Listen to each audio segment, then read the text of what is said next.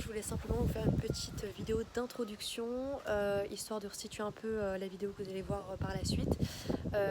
Il y a peu, j'avais fait sur mon compte Instagram, donc sur ma chaîne IGTV, une rencontre téléphonique. J'avais fait une voyance par téléphone avec Céline, qui est donc voyante sans support. Et donc là, on a essayé de faire quelque chose de différent, donc sous forme de rencontre réelle, où voilà, elle a répondu à quelques-unes de mes questions concernant la voyance, comment elle en était arrivée là, etc. etc. Donc tout ça, ça sera la première partie du coup de la vidéo que vous allez voir. Et toute la seconde, il y aura tout ce qui est tirage, donc un tirage personnel. Donc c'est moi qui ai fait le cobaye dans l'histoire, en mode pour vous montrer un peu voilà, comment une consultation classique se passe avec du moins Céline, parce que chaque voyante fonctionne différemment. Elle alterne entre support et non support, vous allez le voir là, on a fait un tirage. Voilà, donc là il y avait un support cette fois-là. Voilà, donc je vous laisse avec la vidéo qui va suivre et puis j'espère que ça vous plaira. Bon, donc du coup, bonjour Céline. Bonjour. Voilà, donc on a du coup plusieurs petites questions pour toi. Super. Donc, bon, pour commencer, est-ce que tu peux te présenter un peu Ouais. Donc, je m'appelle Céline, j'ai 44 ans. Je suis juriste en droit des affaires à la base. J'ai fait pas mal de métiers, j'étais formatrice, je fais de la com digitale. Mais ma passion vraiment c'était la voyance. Et j'ai mis des années à devenir voyante parce que je ne savais pas comment faire en gros, globalement. Comme toi, tu vois, j'ai commencé à m'intéresser à différentes disciplines parce qu'il faut avoir une vue large.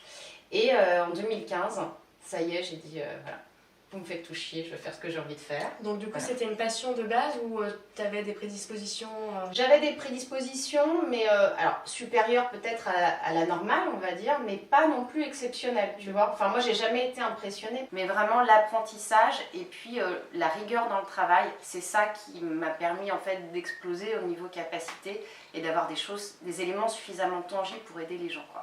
Voilà. Tu peux expliquer un peu comment tu travailles au niveau Ouais. de type de voyance. Donc toi, tu disais que tu travaillais sans support. Alors j'ai beaucoup travaillé sans support, donc j'utilise les cartes, surtout, c'est un outil de concentration tes supports. Donc si quelqu'un veut faire de la voyance avec du marc de café, de la boule de cristal, etc., il peut prendre le support qu'il veut, c'est quelque chose qui rassure psychologiquement le voyant. Le fait de capter de l'intuition, des informations, enfin de la voyance c'est rentrer dans un état intuitif, hein, c'est rien de plus, t'as besoin de rien.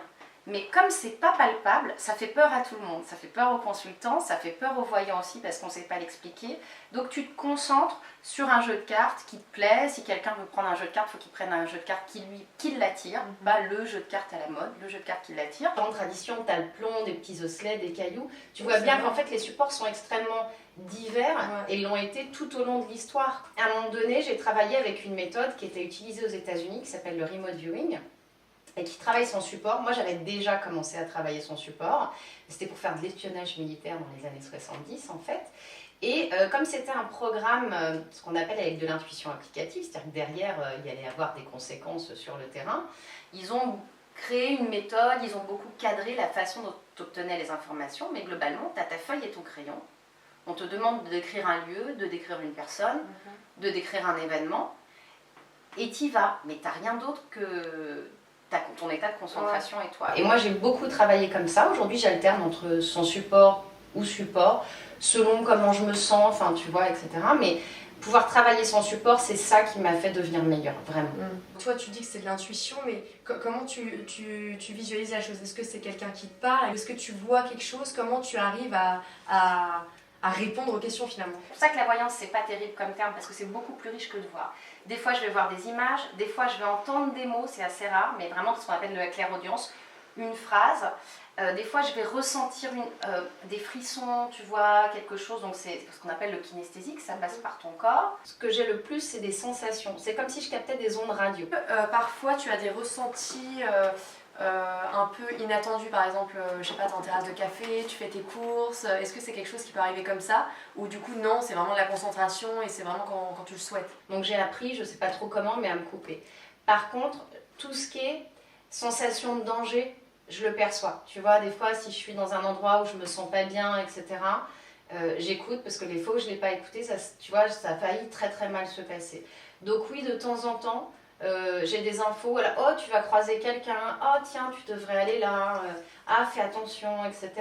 Ou non, sors plus tard, et des fois je sors plus tard et clac, je croise quelqu'un de sympa, tu vois. Donc oui, j'ai quand même des infos au quotidien, voilà. Donc finalement ton métier actuel est pas un peu difficile à assumer au quotidien de temps en temps quand par exemple, bah voilà, quand tu rencontres quelqu'un, il te demande qu'est-ce que tu fais dans la vie, est-ce que tu dis que tu es voyante, est-ce que t'as pas parfois peur un peu du jugement finalement des gens qui sont un peu ignorants sur certains sujets et tout de suite qui peuvent te dire ah oui, enfin voilà, et pas te prendre vraiment au sérieux. Ouais, c'est hyper socialement, c'est hyper compliqué. J'assume de mieux en mieux si tu veux, puis je suis tellement épanouie dans ce que je fais qu'au final, je me dis je suis tellement heureuse dans ce que je fais, puis j'apporte des choses aux gens, et puis mes clients sont des gens bien, quoi, tu vois. Je trouve que c'est vraiment des gens puis qui me donnent, qui font du vrai feedback, donc je changerai pas du tout, mais ouais, socialement, c'est pénible. Ouais. C'est pénible. Ouais. Est-ce que quand tu ressens des mauvaises choses, des mauvaises nouvelles, est-ce que tu les dis forcément? En fait, quand tu fais le métier de voyante, il faut être hyper responsable sur tes perceptions, il faut être hyper vigilante déjà parce que tu as une marge d'erreur, donc ça, il faut vraiment que ce soit le truc numéro 1. Je fais très très attention parce que tu as un impact sur les gens, et comme c'est pas palpable, l'impact il est vraiment très fort, donc il faut être très très responsable dans ce que tu dis. Moi, c'était vraiment la base, c'est la base de mon éthique, quoi. Voilà. La consultation, chaque voyant va la faire en fonction de lui, ce dont il a envie. Moi, je joue déjà avec 2 jeux de cartes. Alors des fois, je travaille complètement sans support, c'est vraiment en fonction de mon humeur. Mais sinon, globalement, j'ai 2 jeux de cartes. Le premier, c'est le tarot de Marseille, qui est le plus connu en fait, et dont tu utilises souvent que les 22 premières cartes. Elles sont hyper riches. Elles sont toutes petites. Ouais, c'est mon jeu de déplacement quand je me déplace. J'en ai des grandes, mais quand je me déplace, j'ai un petit jeu de tarot. Le tarot de Marseille, il est très philosophique. C'est vraiment... La première carte, c'est toi dans ta vie, tu es à ce stade-là, tu dois apprendre quelque chose dans cette carte, et une fois que tu as appris, tu passes à la deuxième carte qui est la deuxième étape. Comment tu vas grandir sur un plan de vue matériel et spirituel, parce qu'il faut vraiment les deux pour évoluer. Et ça, je m'en sers pour avoir la dynamique de mon client. S'il me pose une question, je lui demande toujours un chiffre de 1 à 22, pour moi avoir espèce de l'ambiance générale. Et ensuite, pour les détails, j'utilise un jeu qui s'appelle l'Oracle de Béline. Donc là, tu as vraiment beaucoup de cartes. J'ai plus en tête le nom, mais il y en a, je me demande s'il n'y en a pas 54. Et tu as aussi, tu vois, des petits symboles de planètes aussi. D'accord. Donc ça va me donner plus de détails. Donc tarot de Marseille, la dynamique générale, ici on voit les détails. Quand une personne vient, souvent elle a des questions. Le tarot, il répond précisément à ta question. Si ta question, c'est...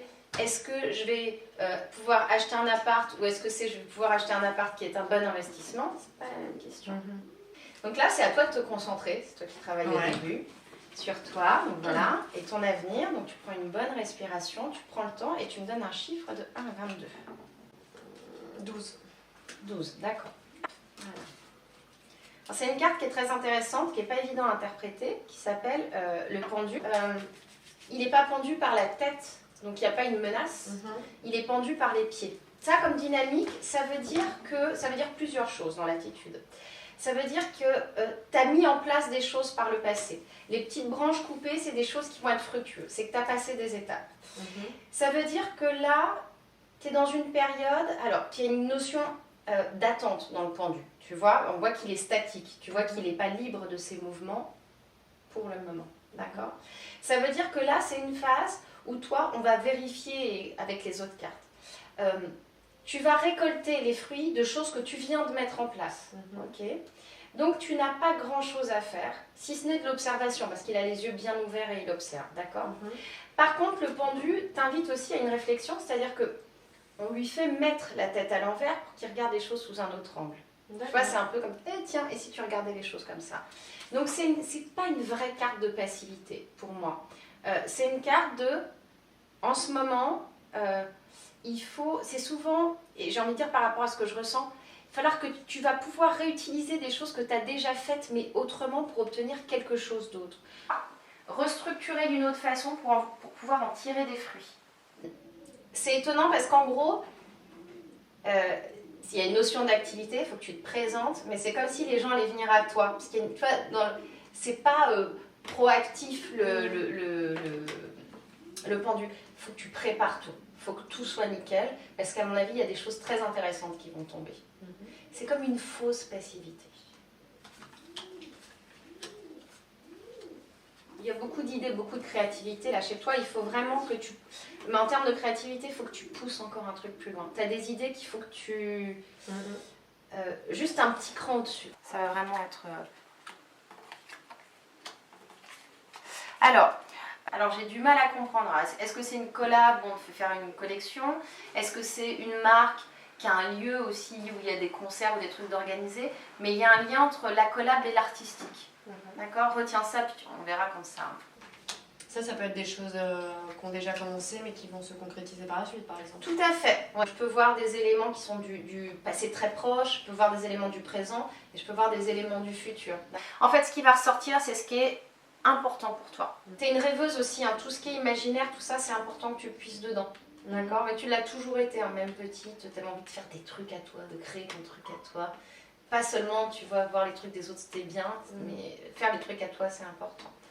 Il y a un homme qui ressort, d'accord? C'est marrant parce qu'il arrive, alors moi j'ai l'impression que ça c'est quelqu'un qui est déjà dans ton jeu.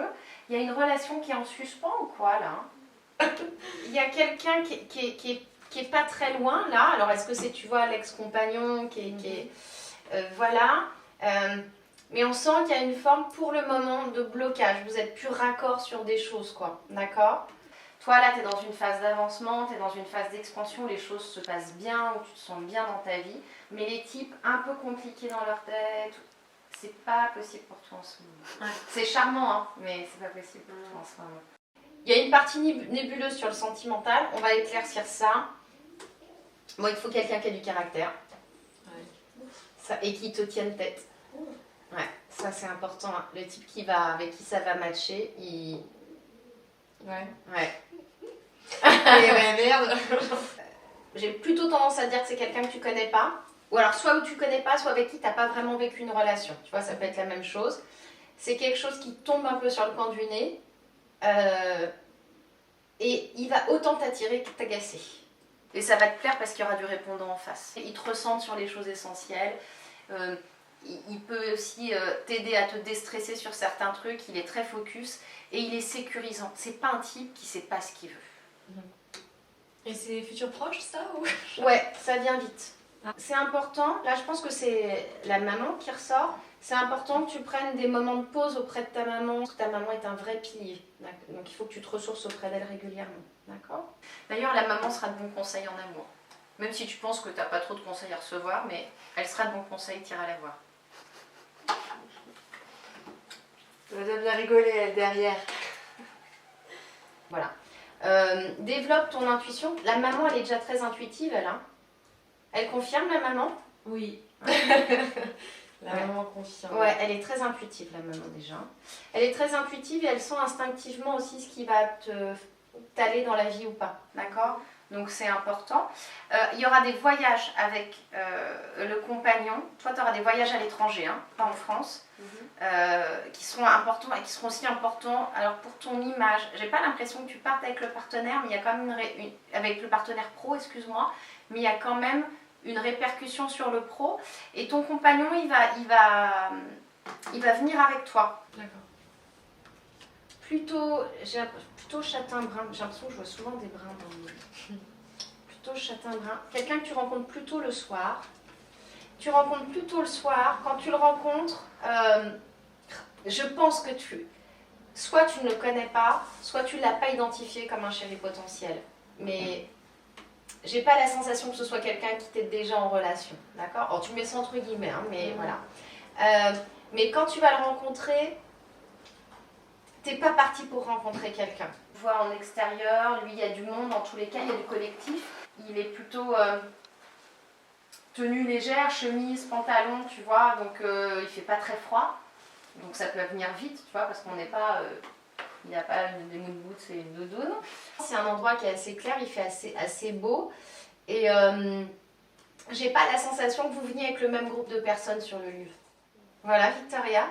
Ok. Voilà pour cette première vidéo YouTube. J'espère qu'elle vous aura plu, qu'elle vous aura aidé, qu'elle vous aura rassuré à l'idée en fait de voir une voyante.